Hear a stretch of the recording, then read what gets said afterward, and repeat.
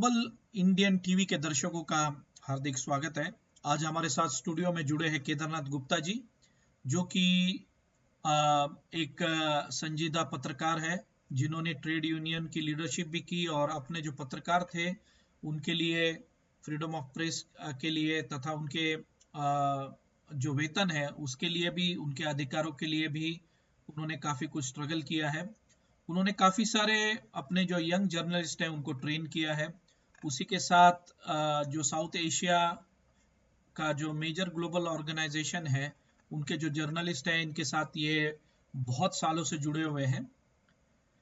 उस समय से लेके आज तक ये भारत के कई सारे राजकीय नेताओं के साथ, उसी के साथ जो बिजनेसमैन है, सोशल एक्टिविस्ट है, रिलीजियस लीडर्स हैं, और उसके साथ जो लाइफस्टाइल स्पेशलिस्ट है या जो स्पोर्ट्समैन है, जो इंटरटेनमेंट सर्कल में भी है, इन कई सारे लोगों के साथ इन्होंने अपना काम किया है। और ये इकोनॉमिक टाइम से रिटायर हुए, जो कि इंडिया का सबसे बड़ा फाइनेंशियल डेली न्यूज़ था, और उस समय वो अद्ययावत सुविधाओं के साथ कंप्यूटराइज था 80s में। वो इंडियन एक्सप्रेस के साथ भी रहे हैं और उसी के साथ टाइम्स ऑफ इंडिया के साथ। और सबसे विशेष बात यह है कि उन्होंने द मदरलैंड, जो कि डेली न्यूज़पेपर आता था, और उस समय जो अपोजिशन पार्टी थी इंदिरा गांधी के समय, तो उस पार्टी का ये न्यूज़पेपर था। और उस समय की सत्य मतलब परिस्थिति ये थी कि जब इमरजेंसी डिक्लेयर हुई तो उससे पहले इस न्यूज़पेपर के सारे लोगों को अरेस्ट किया गया था और उनको काफ़ी उस समय कष्ट भी हुआ था। तो जो अपना फ्रीडम स्ट्रगल है, इसमें भी ये इन्वॉल्व थे। अपने बाल्यावस्था से 12 साल की उम्र से ही ये भारत के इंडिपेंडेंस के लिए इन्होंने संघर्ष किया था, और उस समय कई सारे लीडर्स और व्यक्तियों के साथ इनका संपर्क था। और फिलहाल अभी ये गोपियो इंटरनेशनल के प्रेसिडेंट रहे हैं, और जो 10th कन्वेंशन, जो प्रवासी भारतीय दिवस के साथ जो किया गया, उसके लिए इन्होंने साथ में काम किया है। और इसी के साथ ये जो गुलमोहर पार्क है, जो पत्रकारों के लिए पहली कॉलोनी बसाई गई, जिसमें अमिताभ बच्चन जी का भी घर है, तो इसके ये फाउंडिंग मेंबर रहे हैं, जहाँ पे जो IFJ जनरल सेक्रेटरी एडियन वाइट और अपने भारत के फॉर्मर चेयरपर्सन प्रेस काउंसिल के पीबी सामंत भी अपनी जो है विजिट दे चुके हैं। और फिलहाल ये PIO टीवी के एडिटर इन चीफ भी है। इन्होंने कई सारे मास्टर्स डिग्री की हुई है, और इसी के साथ ये एक्टिव मेंबर ऑफ कूप हिंदुस्तान समाचार, परहैप्स मतलब जो एक ही मल्टीलिंगुअल न्यूज़ एजेंसी है, इसके साथ भी ये सक्रिय रूप से काम कर रहे हैं। तो बहुत सारी प्रतिभाएं एक जर्नलिस्ट के अंदर हम देख सकते हैं, और इनका जीवन भी काफ़ी संघर्षपूर्ण रहा है, और भारत के लिए इनका योगदान भी काफ़ी बड़ा रहा है। तो हमारा बड़ा सौभाग्य है कि आज हमारे साथ ये स्टूडियो में पधारे हैं। तो हम मुलाकात की शुरुआत करते हैं सबसे पहले प्रश्न से कि आप इस जर्नलिज्म के फील्ड में कैसे आए और आपको इसमें रुचि कैसे निर्माण हुई, हमें थोड़ा सा इस बारे में बताइए। वेलकम जी। मैं अभी आपको बता रहा था कि आरा से संबंध होने के कारण जी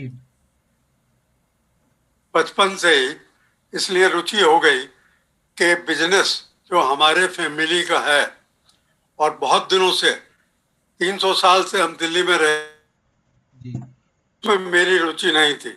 और इसलिए जब मैंने सब पढ़ाई कर ली, पहले MA इकोनॉमिक्स किया, जी MA हिंदी किया, MA इंग्लिश किया, उसके बाद मुझे सोचना था कि क्या किया जाए।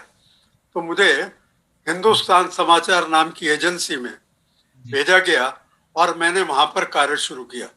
वो न्यूज़पेपर एजेंसी, न्यूज़ एजेंसी थी और मल्टी लैंग्वेज थी, तो उसमें मैंने काम किया। लेकिन मैं उससे संतुष्ट नहीं था, इसलिए उसके बाद इंडियन एक्सप्रेस में चला गया। इंडियन एक्सप्रेस में रहने के बाद मुझे लगा कि अब मुझे और बदलना चाहिए, तो टाइम्स ऑफ इंडिया में चला गया। जी। और टाइम्स ऑफ इंडिया के बाद आरएसएस जनसंघ ने एक अखबार निकाला, द मदरलैंड। वाह, तो उसके एडिटर थे श्री के आर मलकानी। जी। उन्होंने मुझे इंसिस्ट किया कि हमने ये नया शुरू किया है, इसलिए आप इसमें सहयोग दीजिए। तो मैंने बहुत सारे अपॉइंटमेंट उन लोगों को फॉरवर्ड किए और उन्होंने सबको लिया।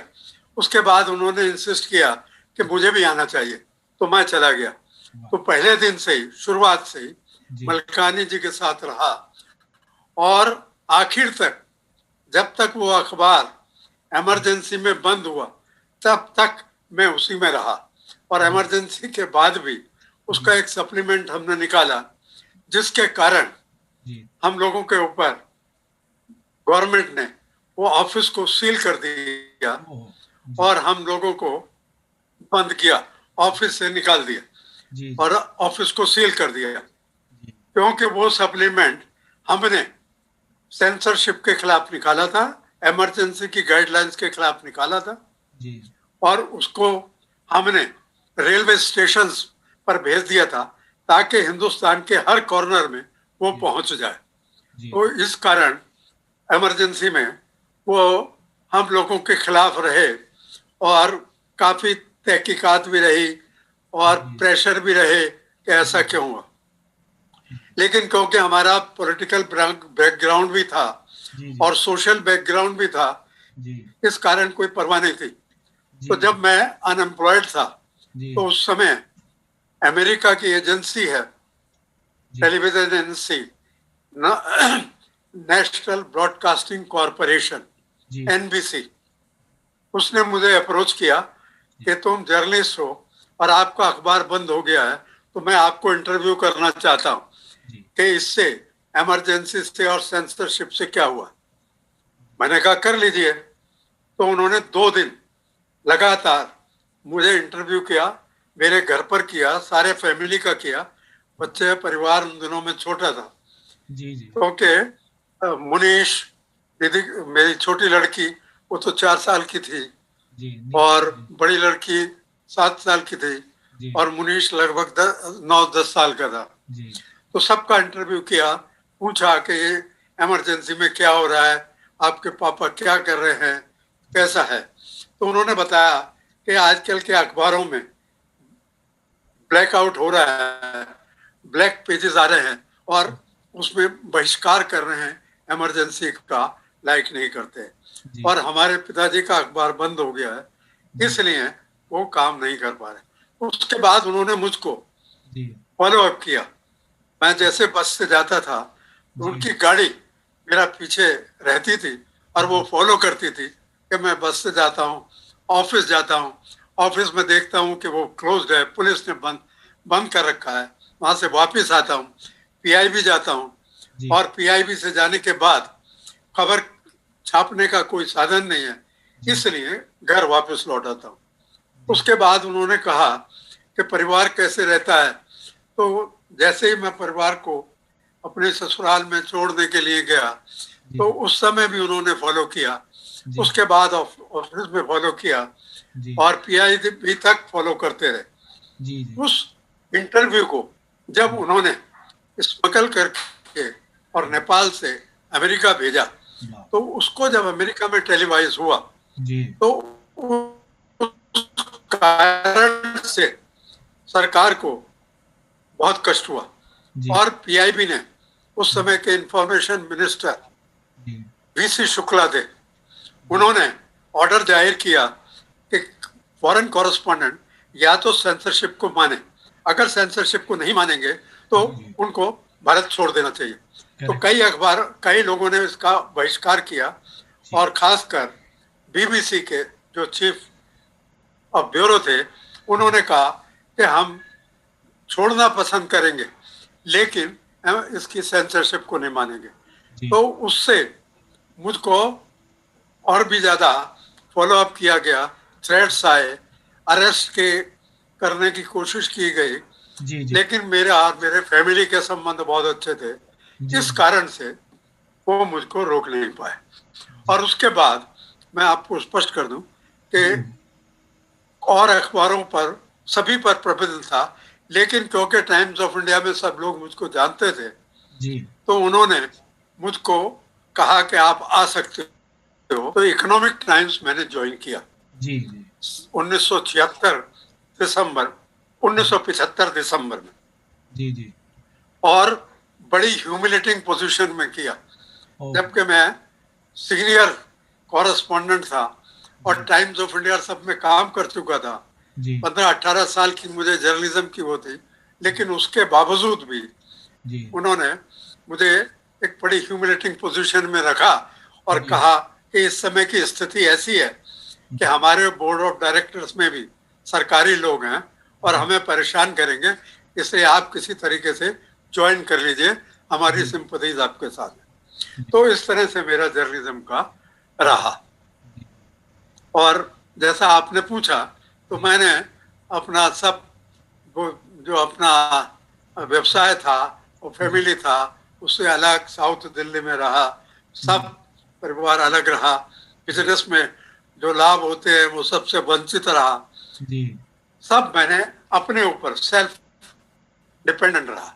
जी जी क्योंकि मेरी पत्नी जी टीचर थी, जी इसलिए उसकी वजह से घर चलाने में दिक्कत नहीं हुई। जी जी हाँ। तो ये मेरा एक बैकग्राउंड है आपके जी लिए। और बताइए। नहीं, बड़ा अंकल एक्साइटिंग एक्सपीरियंस था। मतलब बहुत शॉर्ट इसमें आपने आपका पूरा जीवन मतलब इसमें सुनाया।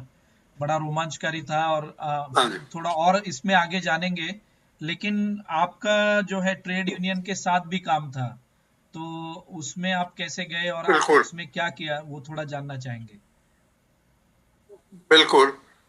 तो शुरू से ही जब Indian federation of working journalist बनी, तो जी शुरू से मैं उसमें भाग लेता रहा। उस समय की स्थिति इतनी खराब थी कि हम इंडियन एक्सप्रेस में थे जी और इंडियन एक्सप्रेस के मालिक कोई यूनियन नहीं चाहते थे। जी तो छिप छिप कर पेड़ के पीछे हमारे जो बड़े सीनियर जर्नलिस्ट थे, जी ट्रेड यूनियन लीडर थे, वो मीटिंग करते थे। तो जी हमने भाग लिया, यूनियन बनाई, और उसमें हम लोगों को दिक्कत भी आई, लेकिन हम सक्सीड करते रहे और उसके बाद आईएफडब्ल्यू में काम करते रहे। और आईएफडब्ल्यू ने, खासकर नेहरू जी का बड़ा हाथ था।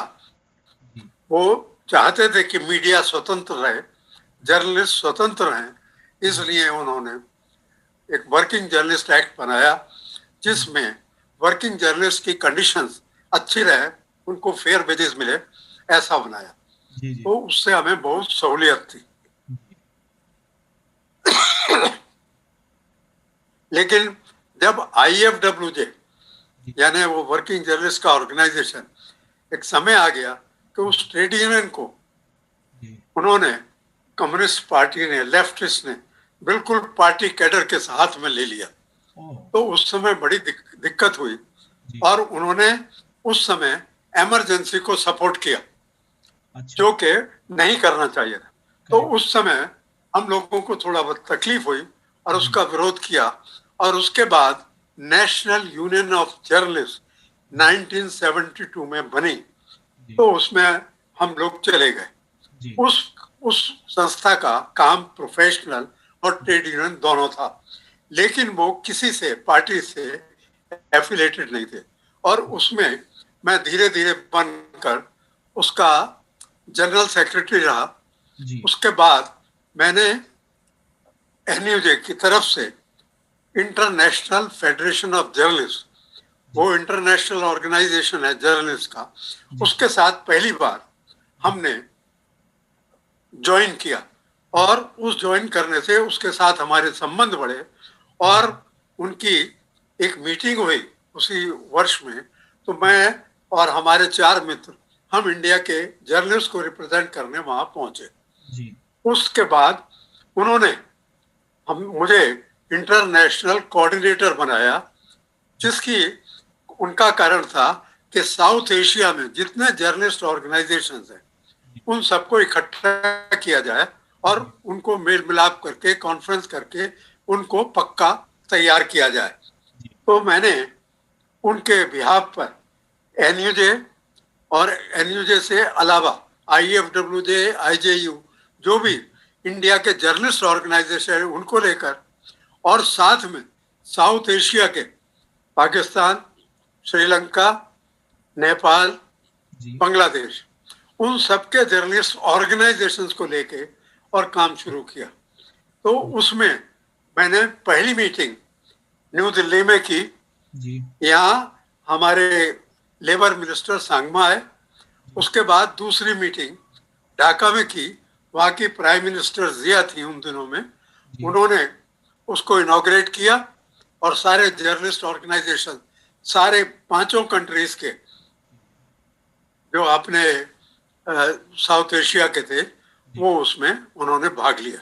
जी तो वो बहुत अच्छा रहा। उसके बाद हमने नेपाल में किया, जी वहां भी सभी लोग आए। और उसके बाद हमने श्रीलंका में कोलंबो में किया, वहां भी सब लोग आए। पाकिस्तान की स्थिति ऐसी नहीं थी कि वो होस्ट कर सके, इसलिए वहां पर बहुत दिक्कतें थी। लेकिन पाकिस्तान के लोग हमारे ऑर्गेनाइजेशन में आते थे और जी स्वागत करते थे, और हमारी अच्छी बातचीत होती थी। और वो हम लोगों का, बल्कि मेरा खासकर, जी मतलब वो मुझको कोऑर्डिनेटर मानते थे और जी बड़ा सहयोग देते थे। जी तो ये मेरा उनके साथ संबंध रहा। जी और उसी के द्वारा हमने बहुत सारी सेमिनार और वर्कशॉप की, जिसमें जर्मनी की एक बहुत बड़ी फाउंडेशन है, जी फ्रेडरिक एबर्ट फाउंडेशन, उसने जी उसमें सहयोग दिया। उसकी वजह से, उसकी फाइनेंशियल सपोर्ट की वजह से ये सब कार्य हम लोग कर सके। अच्छा और उसके बाद एनयूजे में जी हमने एक संस्था शुरू की, national institute of journalism and communications.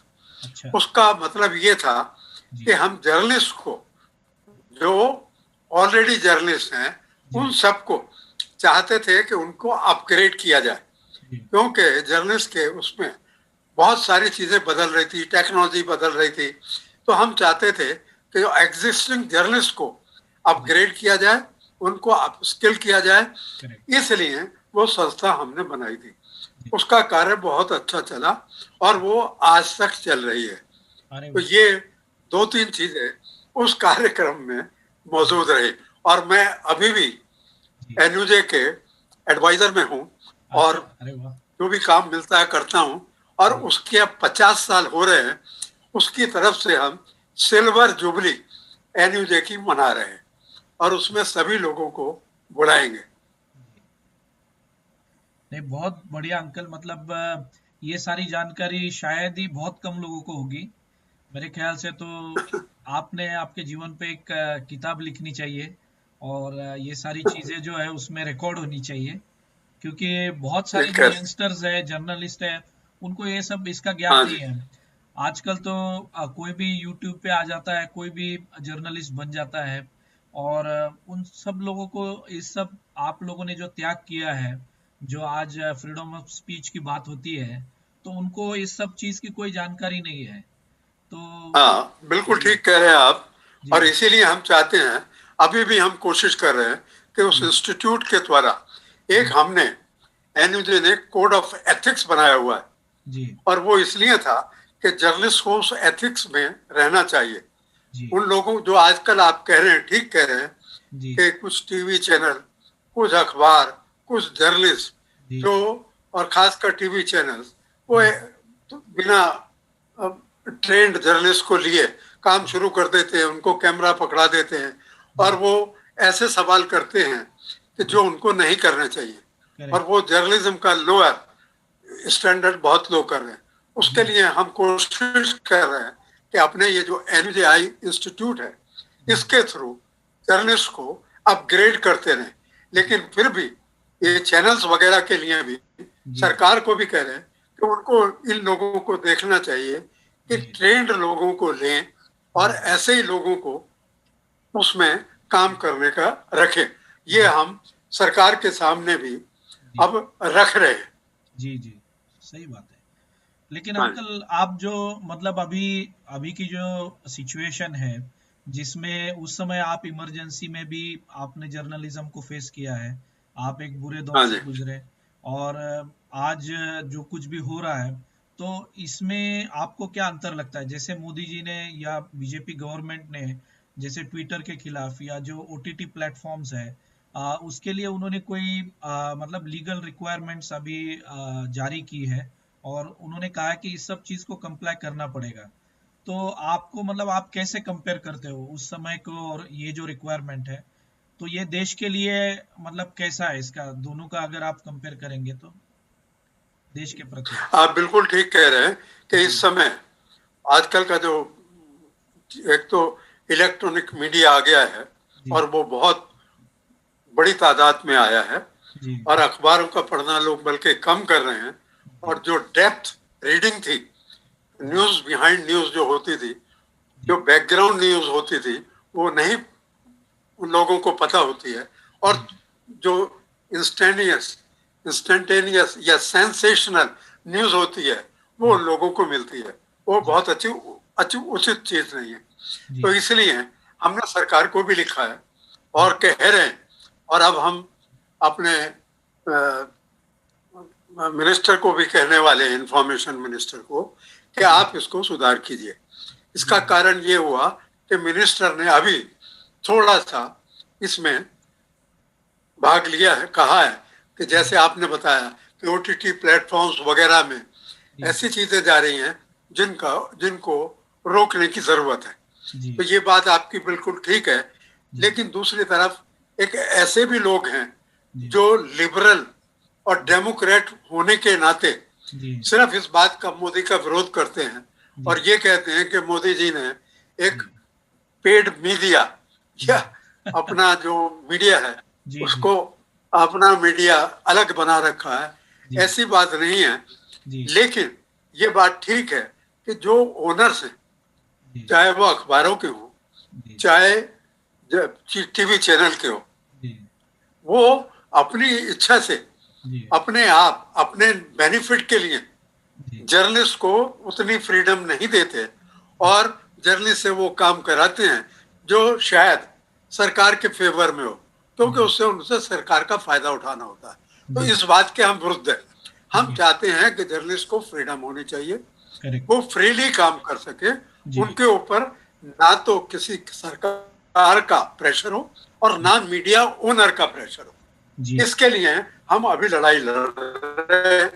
जी और खासकर सोशल मीडिया में भी जी इस समय इतना बढ़ गया है कि उसमें भी इस तरह के समाचार, फेक न्यूज आने लगी है। उससे जी हम लोगों को बहुत चिंता बढ़ रही है, जी क्योंकि फेक न्यूज निकल जाती है, उसके जी बाद उसको ठीक करना बड़ा मुश्किल होता है। Correct correct. तो उन सब के बारे में हम जी लोगों की बातचीत चल रही है, जी जर्नलिस्ट ऑर्गेनाइजेशंस मिलकर, जी और सरकार से ये अनुरोध कर रहे हैं जी कि इसको रोका जाए और इसमें किया जाए, जी लेकिन प्रेस की फ्रीडम को नहीं रोका जाए। जी उसको, जर्नलिस्ट को फ्री रखा जाए, ना जी उस पर सरकार का कोई प्रभाव होना चाहिए, प्रेशर होना चाहिए, और ना ही ओनर्स का। उनको जी फ्री रखा जाए ताकि सच्ची न्यूज आ सके, जी क्योंकि इंदिरा गांधी ने इमरजेंसी के बाद इस बात को माना था कि प्रेस जी सेंसरशिप नहीं होती तो उसको ठीक खबरें मिलती रहती, जी और ठीक खबरें मिलती रहती तो वो गलतियां नहीं होती जो जी इमरजेंसी में नहीं। इसलिए हमारा इस सरकार से भी यही निवेदन है जी कि उसको इस बात का ध्यान रखना चाहिए। जी अगर प्रेस के लोगों को फ्रीडम नहीं रही जी बात को साफ कहने की, तो इससे सरकार को ही नुकसान होगा। जी जी सही बात है अंकल, क्योंकि हाँ जी। निंदक जो है अपने हाँ पास ही होना चाहिए, निंदा तो होनी चाहिए, और अगर निंदा होगी तो ही आदमी में सुधारना भी होगी। तो जर्नलिस्ट का मतलब केवल निंदा करना काम नहीं है, लेकिन जो फैक्ट है उसको प्रोड्यूस नहीं, करना। और आप तो उस जमाने के जर्नलिस्ट रहे बिल्कुल हैं जिसमें प्रॉपर इन्वेस्टिगेशन करके उस न्यूज को पब्लिश किया जाता था। लेकिन आजकल कोई इन्वेस्टिगेशन बिल्कुल। होती नहीं है, बस लोगों को जो भी कुछ सुनाई देता है या बेसिक इंफॉर्मेशन के आधार पे लोग कुछ चीजें पब्लिश कर देते हैं, तो उससे भी बहुत कुछ दिक्कत होती है। तो आपका इन्वेस्टिगेशन के हाँ बारे जी, में क्या कहना है? मतलब जो पहले हुआ करती थी। बिल्कुल आप बिल्कुल ठीक कह रहे जी हैं। न्यूज का मतलब ठीक खबर हम जी अपने जो रीडर्स हैं, व्यूअर्स हैं, उनको दे सकें, इसकी बड़ी आवश्यकता होती है।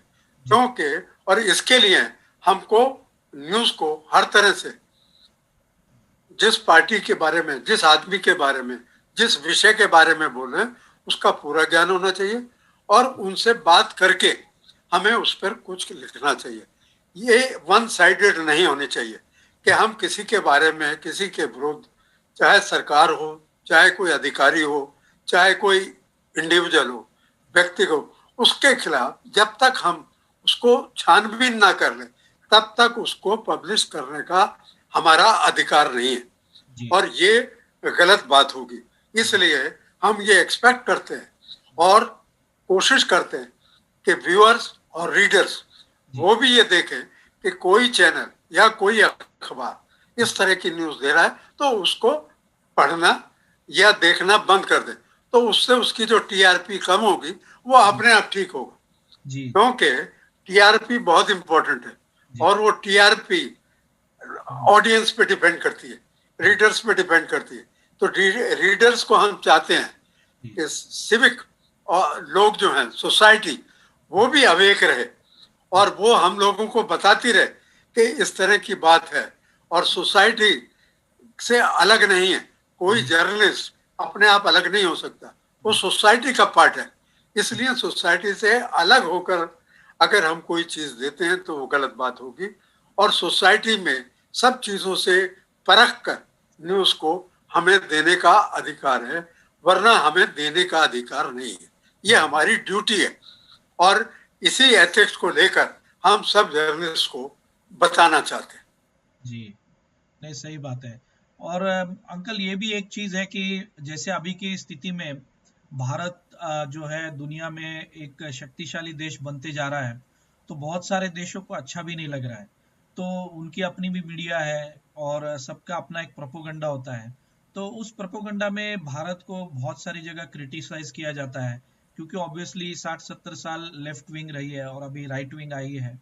और हालांकि भारत में राइट विंग बड़ी सॉफ्ट है, मतलब जिस तरह से राइट विंग को एक प्रेजेंटेट किया जाता है वर्ल्ड में कि भाई ये बड़ी वायलेंट टाइप की होती है, और इस तरह से तो हमें भी नहीं लगता है। हम भी भारत में ही पले बड़े हैं, हालांकि अभी विदेश में है, लेकिन हमारे माता पिता भी वहीं पे हैं, सब लोग वहीं पे हैं। तो इस तरह का तो कोई है नहीं।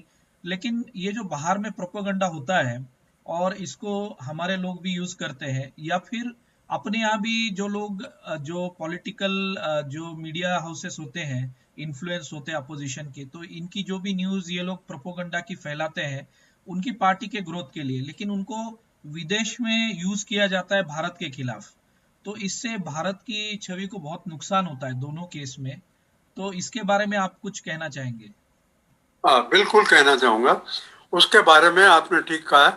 हम जर्नलिस्ट को बताते हैं, सब प्रेस को बताते हैं, सब चैनल को बोलते हैं और जैसा मैंने बताया कि ऑडियंस व्यूअर्स जैसे उनको लगे कि कोई चैनल या तो सिर्फ सरकार की ही खबरें देता है जी। तो वो भी ठीक नहीं है और दूसरे पक्ष की खबर नहीं देता है तो जी। उस चैनल को ना सुने, तो उसके जी। ऊपर असर पड़ेगा। जी। इसी तरह से अखबारों के बारे में।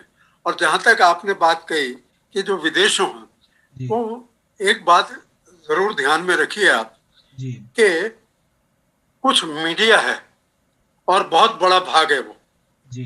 खासकर जो अपने आप को डेमोक्रेटिक लिबरल कहते हैं, जी। इस तरह का मीडिया हर जगह है जी। और उसका बहुत असर है जी। और उसके रिसोर्सेज बहुत है। जी। मैं तो यहां तक कहूंगा कि अमेरिका में जी। ट्रंप के खिलाफ जी। जिस दिन ट्रंप जीता था उसी दिन से इस वर्ग ने उसके खिलाफ काम शुरू कर दिया जी। था और जितने दिन वो रहा जी। उसको आगे बढ़ने नहीं दिया गया। जी। ये बात ठीक है कि ट्रंप का जो अपना विचार था अपना, उससे बहुत लोग एग्री नहीं करते, जी। लेकिन ट्रंप के खिलाफ तभी शुरू हो गया था और इधर मोदी के खिलाफ भी शुरू हो गया है। और जी। ये वर्ग आज से नहीं, जब से मोदी आए तब से यही कर रहा है जी। और एक बहुत बड़ा वर्ग है और जी। इसको सपोर्ट मिलती है जी। पैसे की बाहर जी। के एनजीओ से, जी। जो कि मैं आपको भेजूंगा। जी। वो उससे आपको पता लगेगा कि कितने एनजीओ हैं जी। जो यहाँ पर, अब सरकार ने उन एनजीओ को बंद कर दिया है। जी। उनको जिस तरह की पैसा आता था जी। कि वो ये लिखते थे कि हिंदुस्तान में डेमोक्रेसी खत्म हो रही है, करेक्ट। हिंदुस्तान में सेंसरशिप आ गई है, जी। हिंदुस्तान में इमरजेंसी टाइप का रूल हो रहा है। जी। ऐसे लिखने के बाद किसान आंदोलन हो रहा है, कोई जी। सुन ही नहीं रहा है, 100 दिन से चला, ये सारा प्रचार वो लोग करते थे। जी। तो उस तरह का प्रचार उन लोगों को, ऐसा वर्ग है जी। जो यहाँ पर भी बहुत लोग हैं और जी। वो उनको पॉलिटिकल लेफ्ट सपोर्ट है। और उसके कारण से जैसा आपने कहा, चाहे महाराष्ट्र हो, चाहे बंगाल हो, चाहे केरल हो, और जी। भी जगह हैं, उनमें उनका वो इनपुट रहता है और जी। वो उस चीज के खिलाफ उन काम करते रहते हैं। और जी। उनके जो पैसा है, इतनी फंडिंग होती है कि उसका मुकाबला ये जो हम लोगों की सरकार है या और है, वो नहीं कर पा रही। जी। तो इसलिए उसको रोकने के बहुत प्रयत्न हो रहे हैं जी। और साथ में कोशिश भी हो रही है कि जी। उसको एक्सपोज किया जाए। जी। मैं आपको भेजूंगा कि जी। किस तरह से जी। ये लोग, किस तरीके से ये लोग जी। हर न्यूज को, उसको गलत प्रचार करके, जी। जैसा आपने देखा सीए के खिलाफ किया, करेक्ट। जी। 370 धारा पर वहां कश्मीर में हटाई गई, उसके जी। खिलाफ किया। तो जी। जो भी मोदी एक्शन लेते हैं, अयोध्या के खिलाफ कितना किया, जी। लेकिन वो उसकी जो पॉजिटिव न्यूज है जी। कि अयोध्या को आखिर कोर्ट ने, सुप्रीम कोर्ट ने जी। सॉल्व किया और कहा कि अयोध्या का मंदिर वहां बने और जी। साथ में अयोध्या में एक मस्जिद भी बनाई जाए। जी। इसका उन्होंने सुप्रीम कोर्ट में दिया, उसका स्वागत हुआ। जी। लेकिन ये वर्ग उसको नहीं मानता और करेक्ट। अब फिर इन्होंने सीए के शुरू खराब कर दिया। जी। तो ये वर्ग करता रहेगा, को रोकने की जरूरत है। जी। ये तो हम यहाँ अपनी तरफ से बहुत कोशिश करते हैं। जी। और जी। आपने देखा होगा, एक डायस्पोरा के लिए हम जी। लोग पीआईओ टीवी जी। हम लोगों ने शुरू किया हुआ है, जी। जी। इतने साल से चल रहा है। तो जी। हमारी यही रहती है कि जी। पर्सन ऑफ इंडियन ओरिजिन, जी। कि जो लोग बाहर हैं, उनको जी। हम यहाँ की खबर दें और जो ठीक खबर है जी। उसके दोनों पक्ष साथ में रखें। जी। ये हम ये ना कहें कि यही ठीक है। उन हमारे ऑडियंस को ये जी। पता रहना चाहिए कि ये व्यू है और दूसरा व्यू ये है। करेक्ट। लेकिन ठीक खबर उन लोगों को पहुंचे, इसका हम पूरा प्रयत्न करते हैं। और मैं चाहूंगा, जी। जैसे आपने शुरू किया है, इस जी। तरह से जी। ये सब जगह होना चाहिए ताकि जी। आदान प्रदान हो। जी। आप हमारी न्यूज लेंगे, हम आपकी न्यूज देंगे।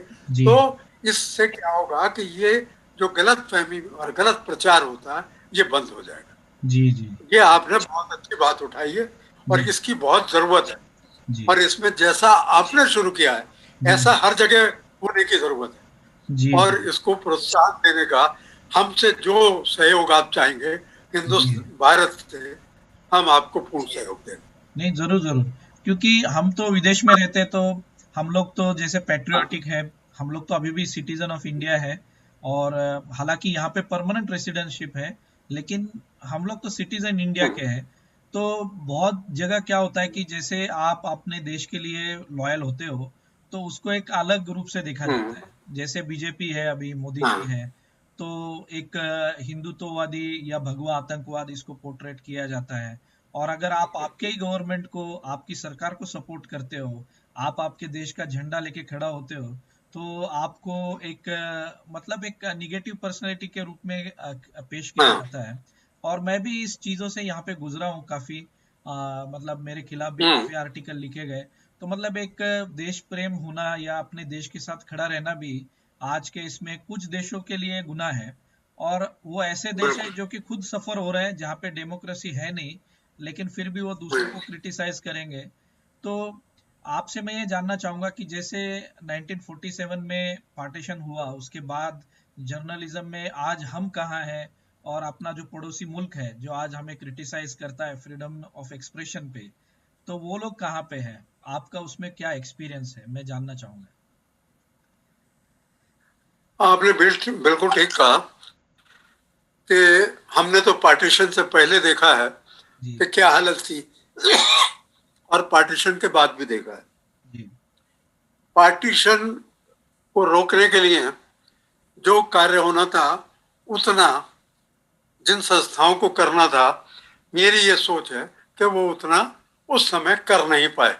इसलिए जवाहरलाल नेहरू और सरदार पटेल ने क्योंकि ये सोचा कि ऐसा ना हो कि हमारे हाथ से ये भी निकल जाए, क्योंकि अंग्रेजों ने निश्चय कर लिया था कि हमने जाना है और जल्दी से जल्दी जाना है, तो इसलिए जल्दी में उस समय उन्होंने पार्टीशन को स्वीकार कर लिया। लेकिन उसके बाद भी जो सरकार बनी उसमें मतभेद रहे थोड़े बहुत, खासकर सरदार पटेल को नीचे रखा गया और उनकी नीतियों को नहीं रहने दिया गया, और दुर्भाग्य से उनकी सन 51 में मृत्यु भी हो गई, तो वो ज्यादा देर सरकार में नहीं रह पाए। इस कारण नेहरूवाद रहा, और नेहरू जी के जो वो राष्ट्रवादी थे लेकिन उनकी जो सोच थी वो वेस्टर्न थी, और खासकर सोवियत से उनका बड़ा इन्फ्लुएंस था, सोवियत रशिया से कम्युनिज्म, प्रोग्रेसिव थिंकिंग पे। हालांकि उनकी लाइफ, आचार, वो सब वेस्टर्न थे, एजुकेशन वेस्टर्न थी, लेकिन किसी कारण से वो उससे हमारे देश को बहुत नुकसान हुआ। और सबसे बड़ा नुकसान सन 62 में आया, हमारे सामने आया।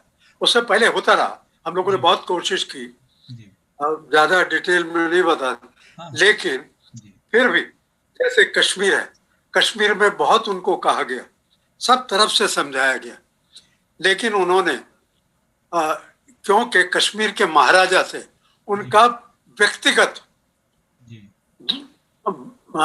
क्या कहना चाहिए, दुर्भाव था, वो व्यक्तिगत उनसे लड़ाई थी, इसलिए उन्होंने उनको उनके साथ समझौता ना करके और ये कहा कि हम कश्मीर को तब मिलाएंगे जब शेख अब्दुल्ला को आप छोड़ दोगे। करेक्ट जी। क्योंकि उसका कारण ये था कि जब 1946 में ये जवाहरलाल नेहरू कश्मीर गए, तो कश्मीर उस समय अपने राजा के हक में था, तो राजा ने उनकी एंट्री को मना किया, क्योंकि वो शेख अब्दुल्ला वगैरह को साथ लेना चाहते थे। तो उस समय महाराजा ने उनको अपनी आर्मी के उससे रोका, बेनट लगा दिया था, तो उसकी वजह से वो बहुत नाराज थे और इसलिए खफा थे और शेख अब्दुल्ला के साथ थे। तो उन्होंने वो समझौता, मतलब महाराजा चाहता था, इसलिए महाराजा के दिमाग में बैठ गया कि अगर मैं हिंदुस्तान के साथ जाऊंगा तो जवाहरलाल नेहरू मुझे पनिश करेंगे, और इसलिए वो पाकिस्तान जाने की सोच रहे थे। लेकिन हम लोग यानी आरएसएस की तरफ से और सरदार पटेल को हम लोगों ने दिल्ली में सब कुछ बता दिया था कि किस तरीके से वहां हालात हैं। महाराजा को आरएसएस के संघ चालक, आरएसएस के प्रमुख गोलवलकर गुरुजी, उनको सरदार पटेल ने महाराजा के पास भेजा कि जाकर महाराजा को समझाओ कि हिंदुत्व का मामला है और आप इस पे राजी हो जाइए। तो महाराजा ने उस पे साइन किए और तब वो एक्सेशन हो गया। लेकिन उसके बाद भी जवाहरलाल नेहरू ने शेख अब्दुल्ला को प्राइम मिनिस्टर बनाया, अलग कॉन्स्टिट्यूशन दिया, अलग फ्लैग, दो कॉन्स्टिट्यूशन, दो फ्लैग, दो प्राइम मिनिस्टर। लेकिन उसका विरोध डॉक्टर श्यामा प्रसाद मुखर्जी ने, हम लोगों ने किया, तो उसके बाद थोड़ा सा ठीक हुआ और शेख अब्दुल्ला को बाद में जवाहरलाल ने खुद अरेस्ट किया और उसमें डिटेंशन में रखा।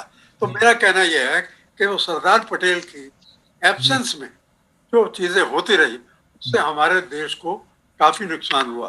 सन 62 की लड़ाई के बाद नेहरू जी को ये लगा कि अब सोवियत, ये जो चाइना है, जिसके ऊपर वो बिल्कुल समझते थे कि हमारा साथी है, उन्होंने चाइना को हमेशा आगे बढ़ाया। यूनाइटेड अमेरिकन ने ऑफर किया विजय लक्ष्मी पंडित को, इंडिया की यूएन में वो हमारी असेंबली की प्रेसिडेंट भी रही हैं, नेहरू जी की जो बहन थी, जी जी विजय लक्ष्मी पंडित, जी उनको अमेरिका ने कहा कि हम चाहते हैं कि देखो फॉर्मोसा तो अब खत्म हो रहा है, छोटा हो गया है, जी अब इस चाइना चाइना की जगह हम इंडिया को लाना चाहते हैं जी। इसमें यूनाइटेड नेशंस में। क्या ना, हाँ, यूनाइटेड नेशंस में जी 5 जो बड़े कंट्रीज हैं जी उसमें। लेकिन जवाहरलाल ने कहा नहीं, हमारे से जो हमारा सहयोगी चाइना है उसको जगह दी जाए, जी चाइना नाराज हो जाएगा। ये जी। बहुत बड़ी भयानक गलती थी गलती थी। जी जिसको आज तक हमने नहीं माना। जी तो जी इस कारण से, नहीं तो उस समय हम एक बहुत बड़ी पावर होते, चाइना कहीं भी नहीं होता। जी जी तो इनका बाद में 1962 की लड़ाई के बाद उनको ये महसूस हुआ जी और उन्होंने, लेकिन उसको उनको ऐसा धक्का लगा कि 1964 में जी और उससे पहले वो बीमार हो गए और बड़ी जल्दी उनकी मृत्यु हो गई। जी इसलिए वो जो शायद अगर ठीक रहते तो और अच्छा होते, वो नहीं हुआ। उसके बाद इंदिरा गांधी आई और पॉलिटिक्स हुई, जी लेकिन उनका भी झुकाव उस तरह वो लेफ्टिस्ट की तरफ रहा। जी जी।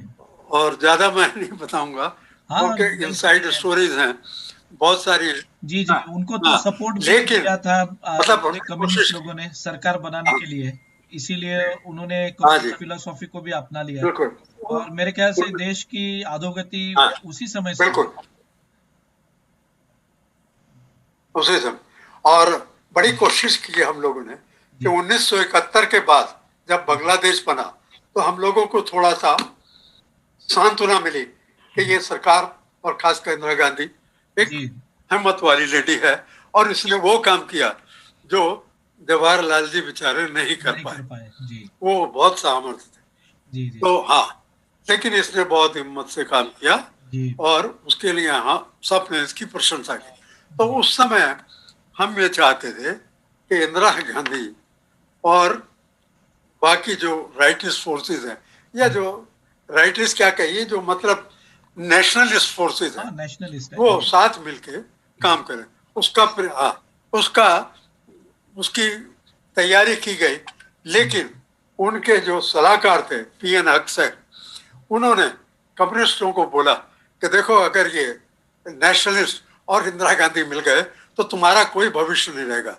पीएन अक्सर खुद एक कम्युनिस्ट पार्टी के सपोर्टर थे। जी तो उन्होंने, और क्योंकि वो पीएन अक्सर विशेष एडवाइजर थे जी जी और बहुत विद्वान थे, सब बात थे, तो उन्होंने इंदिरा गांधी को ये कहकर थोड़ा सा गलत, और कम्युनिस्ट पार्टी ने उस समय सरेंडर कर दिया।